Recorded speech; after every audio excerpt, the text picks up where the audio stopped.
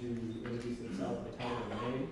Mayor Adler and Councilperson Togo are not here yet. Well, my understanding is they're late and they're trying their best to get here. So just if you wanted to hear from them, hold on. We really do hope they're coming. When we get to the panel answering questions, I'm going to allow them a couple minutes based on a natural fit between questioner, and respondent. If there's more than, if there's too much monologuing or speechifying that kind of goes long, like in any good classroom, nobody gets to dominate the floor, I will politely cut them off. Draw them back to topic. So just so people know those go. And that's out of respect for everybody here as well, right? Everyone wants to have a chance to see as many questions answered. Doesn't mean you can't be critical or trenchant and ask an edgy question, but it does mean we have some time to think. So I said something about ground rules. You're asking questions. Having index cards. Let's get a chance to have each member of the panel introduce himself by name and by title. And then I've got a lead-off question. We'll give you a chance to answer or ask questions on cards, and we'll get started. So. My name is Jo Catherine Quinn, and I'm the CEO at Caritas of Austin. Good evening, everyone. My name is Carolyn Advisor, and I'm the Director of Adult Behavioral Systems for Critical Care. I'm Council Member Sabina Puyol, representing District 3. Delia Garza, Mayor Pro Tem. I also represent District 2, which is mostly southeast Austin, mostly south of NY, east of 35. Although there is a portion of my district that's west of 35 that's basically Stassney to Slaughter, and then the railroad tracks does this kind of weird thing. That's where it's from. Interestingly enough, I kind of ordered these two on the map. I don't know if they did this. I don't know if they said it. Hi, I'm Councilmember Ann Kitchen, and I represent District 5, which is South Central Austin. I'd also like to say that Councilmember Tovo asked me to be sure and let you know that she will get here. She's going to be late. She had a family obligation, and then the mayor had an obligation related that came up at the last minute related to the funeral. So both of them, it's very important for them to be here, and they're doing their best to get here. Okay, thank you. Now, for those of you who registered on Eventbrite, there's an opportunity to add questions, which is actually what I have here, some of those in my hands. I'm going to start with one of those. And again, Chris is wandering around to pick up index cards, and we'll sort by type. Like 5 people ask the same question, if you combine those, right, and ask that one. So I don't know which of you might think that this is the best fit for your wheelhouse, but one of the questions I have from Eventbrite says, homelessness is arguably the top issue the Austin community is addressing today. Between new ordinances on camping, solicitation, and where people can sit or lay, and a new center off NY, as well as approaches to addressing mental health and substance abuse, there's a whole lot to sort through. In about a minute, that's a question. In about a minute, I can do two. Describe the issue of homelessness in Austin as you see it. What are we talking about when we say homelessness in Austin is an issue? That could be for everything.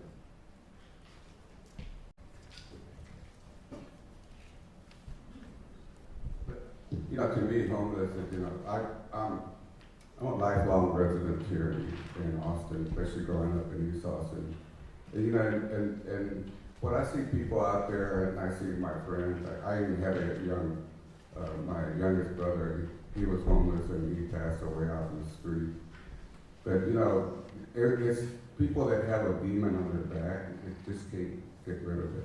It's people that are really suffering out there.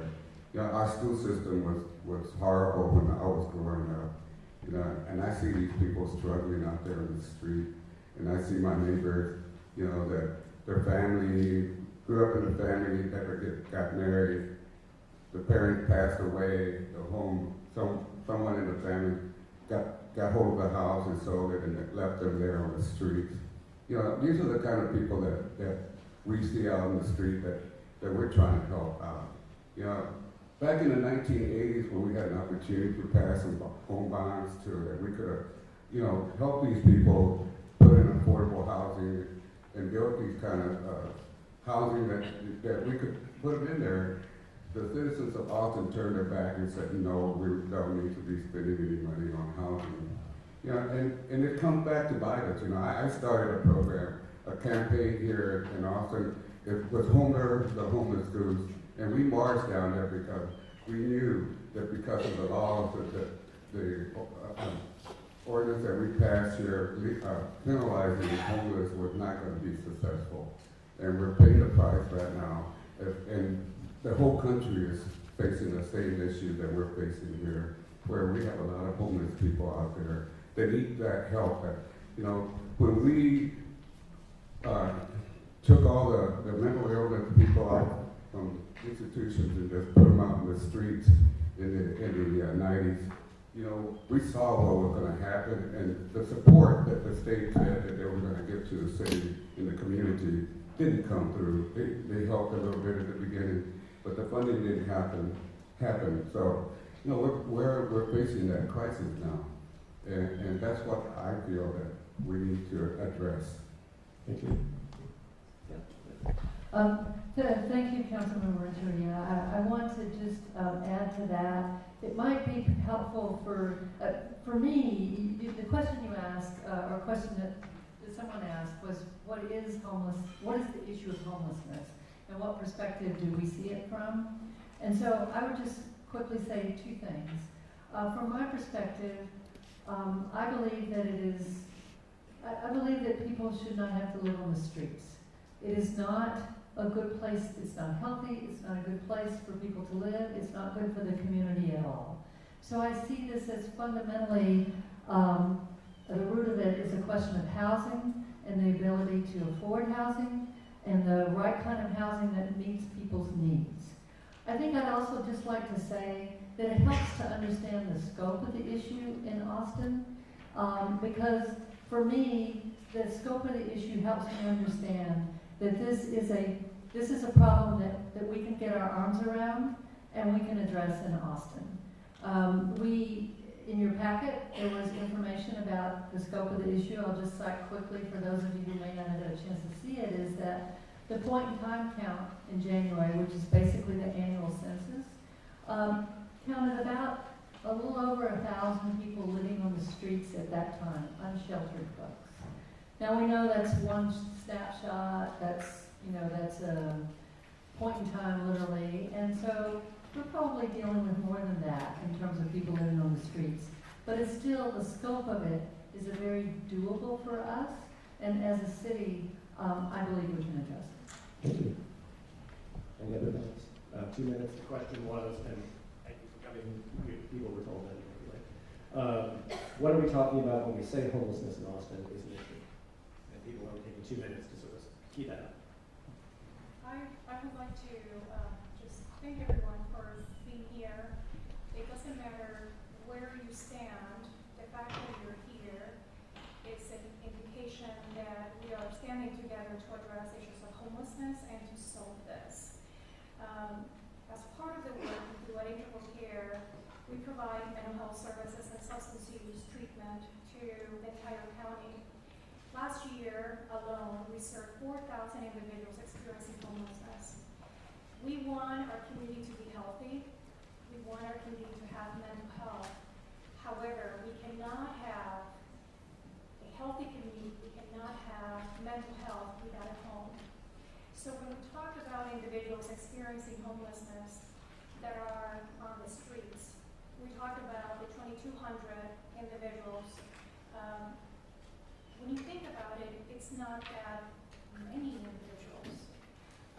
We, last year as a community, housed close to 1,600, and I think people forget about the accomplishments we have been able to achieve together across the community. Last month, we housed 169 individuals through our partnerships in our community. 60% of individuals on the street are suffering from mental health and substance use conditions. And one of the questions was around, how do you address that? You cannot address mental health or substance use conditions when you are on the streets. You need to have a roof over your head. It's the basic foundation for someone to be able to thrive and achieve recovery. Thank you. And I think we have some questions on index cards. Are they kind of sorted, or should I go to the next event? No, we've got quite a few questions here, so trying to sort through them, group them a little bit. Well, I can go to the event. I good to go here. So I'll try to group them, and we'll try to get to as many as we can. So the first one is actually a pretty general question about housing. So maybe more directed to our council members on the panel. What are you doing to address the affordability issue in Austin? Affordable housing is key to solving this issue. Anyone that thinks that fits in there well? I mean, I'll take that one because this is a topic that we've talked about every town hall that we ever go to. And one thing I always like to show people, I always like to say is these big challenges, they're not new and they're not only Austin problems. They're happening nationwide, and for those who don't know my background, I used to be an Austin firefighter. My station was at Ben White and South First. I became a firefighter in 2001, and I was a firefighter for 6 years. And the bulk of our medical calls in that area are probably what they are now is medical calls on our homeless population. My first intersection with was during the hurricane, I believe. I can't remember which one now, but it was when we were having people come to our convention center and hearing stories of people who had nowhere to go. They had nowhere to go, and it was very eye-opening to know that there are people, and those were outside of our community coming in with just really no way to go. I feel like local government is often supposed to, we're charged with solving problems that we didn't create many times. So one of the first slides that I show at my town halls is how wages have stayed stagnant and housing prices continue to increase. That's not an Austin problem, that's a nationwide problem. There's a continual fight for a living wage. The ways that, a lot of questions I get asked of my constituents, why can't you prohibit somebody from raising my rent? Why can't you do that? And I have to say that's rent control, and it's against the law. Our state leaders don't let us do rent control. Why can't you, when a developer develops something, why can't you make them do this? Texas is a big property rights state. We cannot make people do things with their private property. And so ways that council has tried to address it is pushing for affordable housing bonds, significantly increasing funding. In this budget, we see $62 million allocated to address homelessness. Pushing to reform our land development code. We are a growing city. We need to accept that we're the 11th largest city. Often when I give that statistic, people are surprised that we're the 11th largest city in our country. And so we are tasked with fixing huge challenges and only being able to solve like kind of around the edges. And so that's my response. Thank you. Do we have anyone else on the panel want to address it, or we'll go to the next question? Well, I would just echo what the council member said, and just quickly. The people of this community passed a $250 million housing bond last November. That is going to go a long way to helping us. The land development code that we will be taking up, we're talking about affordable housing being a key key that's important to us, so we're looking at how we can handle our policies to improve affordable housing. And then we've got the funding addressing homelessness housing.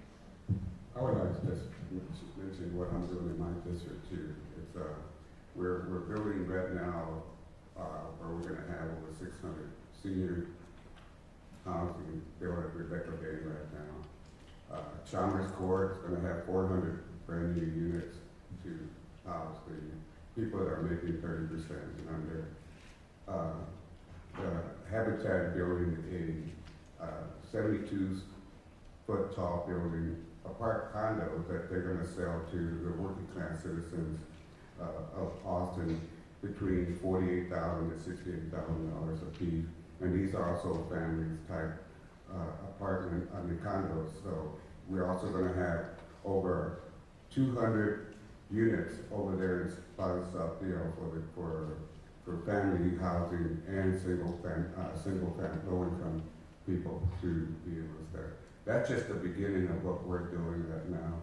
We also got a lot of tax credits that are coming up, and we just approved about 7 of them coming on board here in the next 2 years. So, these are the money that Josh helped us so that we can work with the private and leverage our money so it can go for a very long distance. So it takes about 2 years to do a development here in Austin to get it from beginning to have it occupied. So that's what I'm working on, because I'm also affordable housing. Maybe, and then we'll do one more response, and then Chris, you have some more questions. Yes, please. First, I want to say I appreciate St. Edward's putting this on and for everyone being here. I apologize for being tardy walking in. Sheikh Umar, I don't know how many of you knew him, died suddenly and unexpectedly last night. In my 4 years in Austin, he's probably one of a handful of really great people. And his funeral was tonight, so I was there on my way here. I think the question about affordability and homelessness, I didn't really get to answer the first question, are truly related issues. There's nothing that corresponds to homelessness more than accelerating housing prices in a city.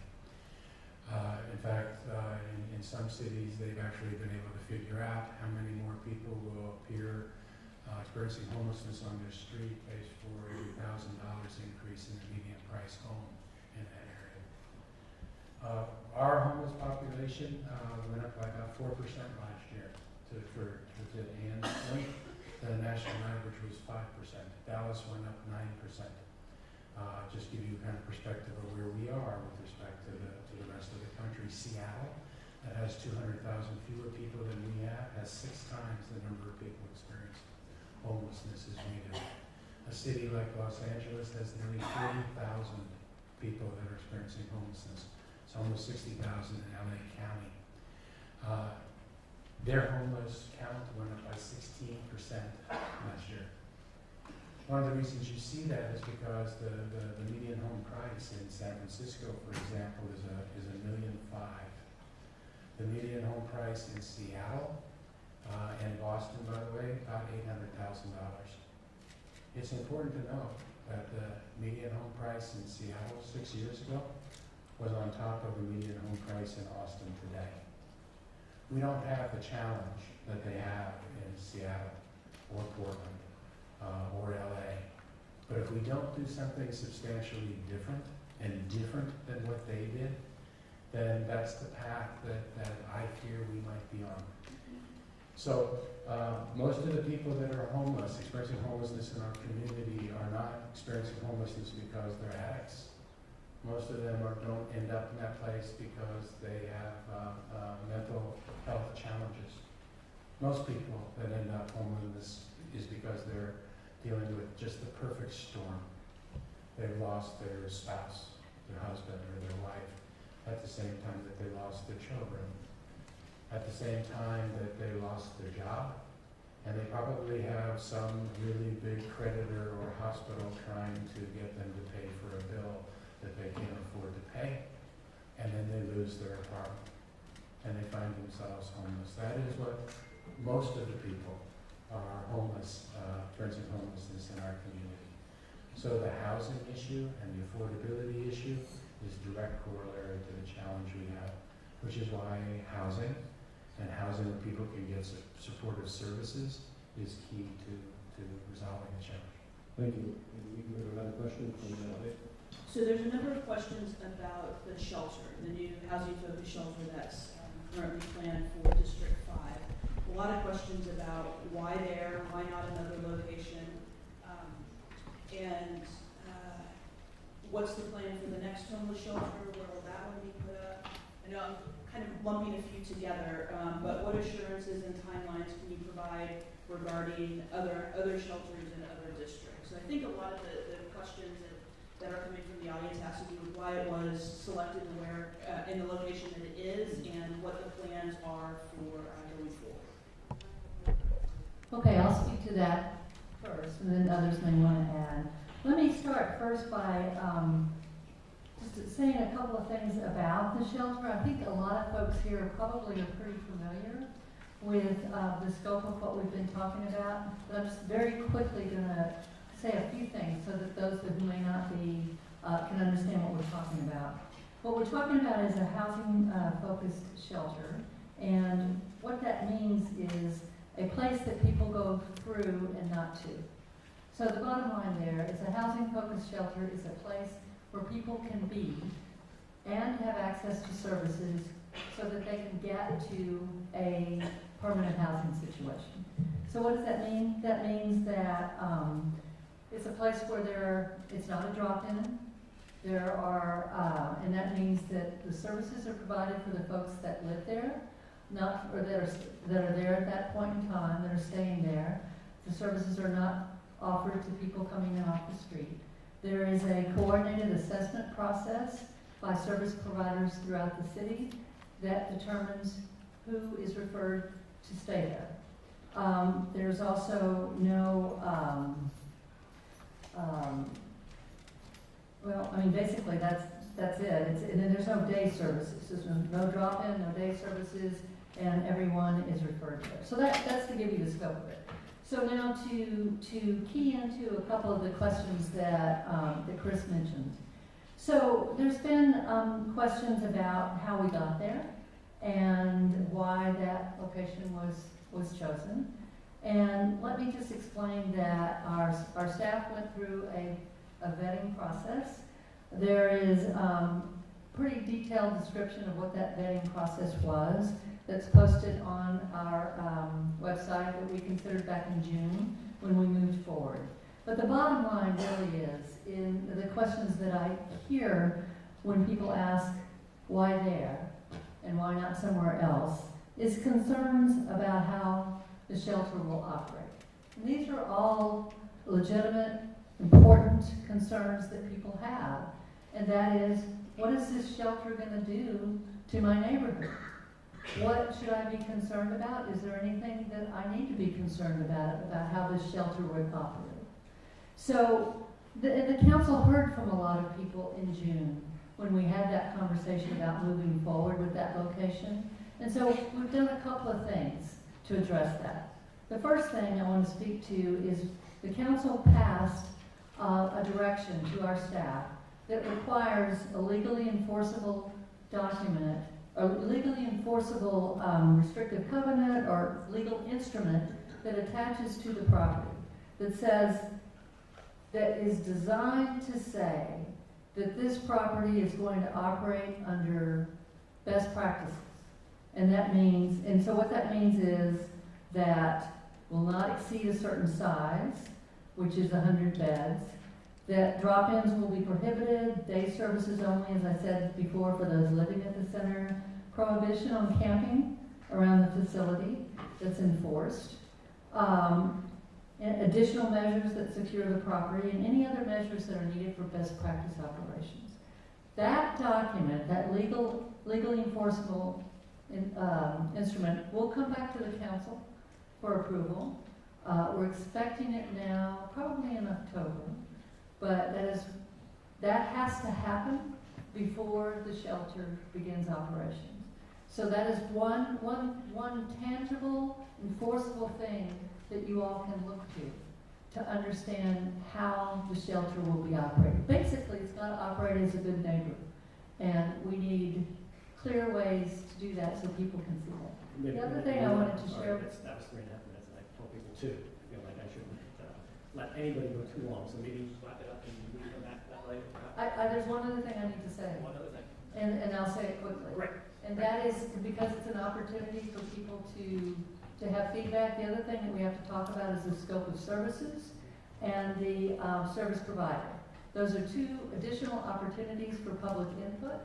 The scope of services, our staff let me know today that they will put out a draft scope of services that people will be able to comment on. They will also create a list of people interested in getting regular updates on the shelter. And they will reach out to everyone who signed up that came here to ask you whether you want to be on that list to get updates on the shelter. Okay, I'll stop there, sorry. I just wanted to let people know those last two things. No, that's terrific. I have a couple of questions about Arch. Do you have questions about Arch? These are Eventbrite questions. So I have a couple people on Eventbrite who signed up and have asked, it's all sort of lumped together. How do we go about moving the Arch closer to communities first? I understand they're privately owned. Who they consider moving? who would actually take that question. Hi, I'm Councilmember Kathy Tovo, and I apologize also for being late. I'm dividing my time this evening between my daughter's back-to-school night and here, so I apologize for sneaking in a few minutes late. It was important to me to be there as well. I represent City Council District 9. My district extends into South Austin. It includes Bouldin Creek as well as Travis Heights and a little piece of East Riverside and a little piece of Old Torf that's south of the river. And I'm a former resident of South Austin. I lived for about 10 years in Bouldin. My district also includes downtown. It includes most of downtown. And so it is, I am proud to have the emergency shelters for the Salvation Army and Arch within District 9.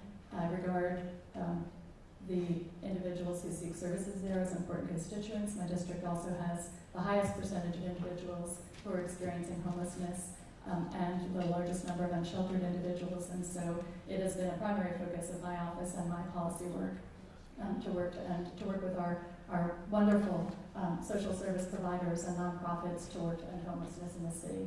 I do not support moving the Arch. I believe it needs to be there.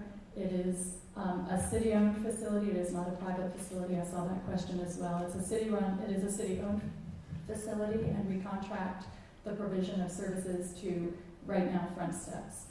We are embarking on a real transformation at the Arch. And I want to stop and say, I believe often when I hear concerns about the Arch, it is those concerns surround what is happening outside the Arch. And if we have time, I'm happy to address those. I think we would all agree that changes need to be made out there, and I know that our council and our city manager are committed to doing that, to seeing that change. Inside the Arch, we have some very committed, passionate individuals who are working to really change how we deliver services there. As Councilmember Kitchen described, we've had the benefit of having the National Alliance to End Homelessness come in and talk to us about the Arch, but also about how we deliver services in this community in ways that really reflect those best practices. So the transformation is already in progress. 100% of the individuals who seek services at the Arch will be case managed. Right now that number is closer to about 20%. It is becoming a housing-focused shelter, and it too will not have drop-in services. The guests who stay there will be case managed. They will have assistance helping them find permanent housing, so that the Arch too is an emergency shelter that people go through into permanent housing.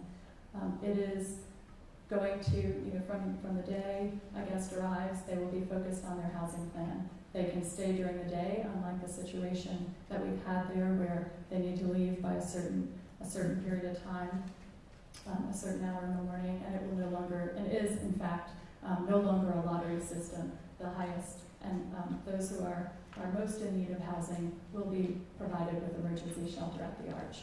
So again, I don't support moving it. I do support addressing the situation and have been very focused, including with Joe Catherine and Darylyn and others.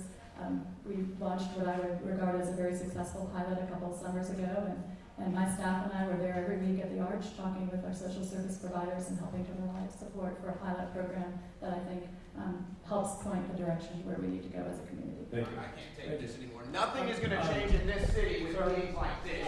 This is pathetic. Nothing is going to change in this city with leaders like this. And leaders like this. This is pathetic. How many times do we have to have meetings like this? We should be sounding like me right now. We should be sounding like me right now. Not like him. I don't know why nothing changes in this city because of bad leadership. Nothing is going to change in this city.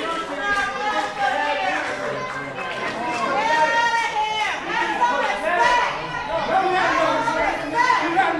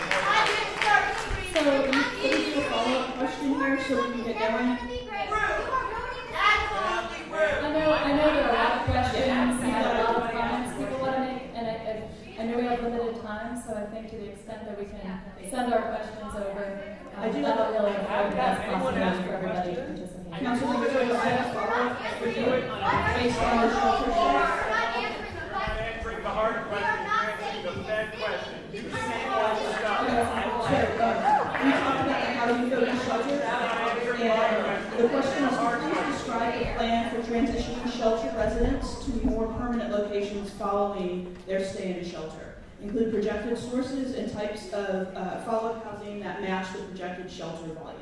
So when we talk about the housing focus, and we talk about case management and the housing plan, what are the resources to get people out of the shelter and into permanent housing? And if I could translate in a more civil fashion the questions that were being asked just a moment ago. There were questions about safety, valid concern, security, and totally valid concern. I'm fully happy to ask them, but if we don't ask them in a civil fashion, we don't listen, we're not going to reach any kind of consensus. So if somebody could address safety and security on the panel, that would be great. If you have another question, write it on the next card, so you can hand it to me, and I'll make sure if time permitted, we get it on the agenda. But I'm really going to have to say, like I would in my classroom, if people are going to yell and scream in these obscenities, we're not going to have any consensus, and we're not going to model a way to cross the partisan divide this country is facing right now. I'm going to have to ask you to sit down.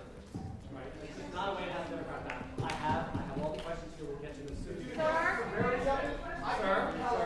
California has been tore apart with that concept. So guys, we've got a lot of questions that we want to get to this evening. I want to let Councilmember Tovo follow So up on that. let me begin by Mayor answering some Howard. of the safety issues and questions. So it is against the law in our city for someone to urinate or defecate or masturbate. It is against the law in our city for someone to assault someone else. It's against the law in our city for people to create a public safety risk in our city. It's against the law in our city for people to create a public health hazard. It's against the law in our city for people to block or impede. It's against the law in our city to aggressively approach somebody on our streets.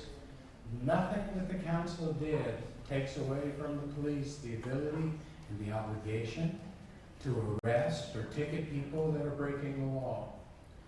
If anybody is hearing anything otherwise than that, then the police chief has asked to be informed, and I would ask to be informed as well. I would appreciate badge numbers, because in this city, we've done nothing but re-emphasize the ability and the right and the obligation for our law enforcement folks to do that. But I will say this. I will repeat again that I hear people tell me anecdotally that police officers suggesting otherwise, and I will tell you that based on the representation of Brian Manley, police chief, I don't believe it. But if there is a police officer out there that is saying that, I would appreciate you getting his badge number and giving it to me or giving it to the chief, because that is not acceptable conduct on behalf of our law enforcement people. I don't believe it's really happening. I will say this, that the incidence of people being concerned about their safety, the incidence of people that are seeing camps that are under overpasses or in green spaces near where they live, is something that has become more of my day-to-day life over the last 2 or 3 years than it was over 5 years ago and 4 years ago. In the last 2 or 3 years, I've started going to neighborhood association meetings all over the city, where I used to go in and people would want to talk to me about flooding, or they would want to talk to me about land use issues. But instead, over the last couple years, I'm now increasingly going into neighborhoods where they say to me, there are encampments of people that are experiencing homelessness in this place or this place around my home. Many times it's accompanied by people saying, and we believe that that's responsible for the vandalism in our neighborhood. The law enforcement people I've always been with in those situations tell the community that that's not true, but I understand the perception. But I also know that those communities have said to me over the last 2 years, fix it. Do something to fix it. So in this community that we've been in, what we know is that what we have been doing does not work. Because the increasing number of places we go to that raise this challenge well before June requires us to do something different. So I'm with the people in Onion Creek, and they're complaining about the overpass at Slaughter Lane and I-35. Now, it would be possible for the city to just fence off the area underneath the overpass at I-35 at Slaughter. Except those people don't disappear, which means they're going to go somewhere else. And they're going to go somewhere else, and then that neighborhood is going to call up and say, there's now an encampment near me. And I have the same thing as I walk through the encampments at Paxal under Ben White. And the community say, do something about this. And you know what we've been doing in this community? We've satisfied ourselves with moving people around. So we send in our law enforcement folks, and they say, you can't be here. And if you stay here, we're going to ticket you or arrest you. Do you know how many tickets we wrote in this city between 2014 and 2016? 18,000 tickets. 18,000 tickets. Can you imagine how many of those tickets, how many of those people showed up in court the following Thursday? Very few. Which means the people that didn't show up in court now have a warrant for their arrest. Which means that at some point in the future when they actually try to get a job or try to get an apartment, it's going to be more difficult for them to do. And they don't show up and they have accomplished nothing. So we got smarter than that, and in 2016 we basically stopped writing tickets, but we would go up to someone and say, you can't be here. You can't be here, and if you stay, then you're going to get ticketed or arrested. So what happens is that person then gathers up her stuff. She says, officer, please don't arrest me. Please don't put me in jail. I'm complying. Don't give me a ticket. I'm gathering up my stuff, she says. And as she's gathering up her stuff, she looks at the police officer and she says, where do you want me to go? Where should I go? And the police officer looks at her and says, ma'am, I don't know the answer to that question. I just know you can't be here. All we're doing is we are spending, I am tired of spending millions and millions of taxpayer dollars just moving people around our city from place to place. We know what works in this city. We were able to achieve effective zero veteran homelessness in our city. It doesn't mean there aren't any homeless, vets not experiencing homelessness because people move in and out. But what it does mean, 30 seconds. all right, 30 seconds. Every veteran that we found we can get into a home in 45 days, get them wraparound services. We took half of the children on our streets that were experiencing homelessness, half of the children on our streets off our streets last year. We know what works. We just need to scale it in our city because I am tired of doing what we have done for years, which has not gotten us to the place where we can effectively end homelessness, and that's what this community has to dedicate itself to do. We still have